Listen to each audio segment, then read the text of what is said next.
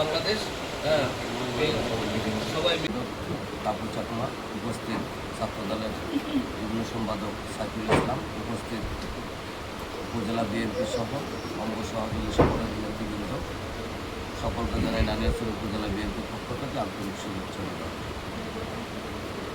আপনারা দেখেছেন পার্বত্য চট্টগ্রামে যে দুর্যোগ বন্যা হয়েছে, সেই বন্যার কারণে বাংলাদেশ সরকারের মাননীয় প্রধানমন্ত্রী ত্রাণ তহবিল থেকে যে খাদ্যশস্য দেওয়া হয়েছে জেলা পরিষদের মাধ্যমে, জেলা পরিষদ তত্ত্বাবধানে আজকে আমরা যে খাদ্যশস্য 35 টন পেয়েছি নানিয়ারচর।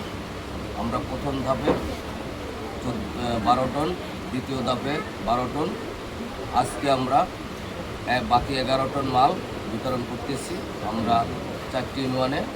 এবং প্রথমত আমরা গিলেস ইউনিয়নে দিয়েছি 3 টন এবং সাবেক ইউনিয়নে দেওয়া হয়েছে 3 টন, বুড়িগাড়ে দেওয়া হয়েছে 3 টন।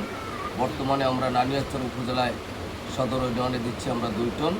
এই মিলে টোটালে আমাদের 35 টন মাল বিতরণ সম্পন্ন হয়েছে এবং সুস্থভাবে সকলের মাঝে যেন এই ত্রাণ পৌঁছে, যার জন্য আমরা 3 ভাগে বিভক্ত করে এই ত্রাণগুলো দেওয়া হচ্ছে।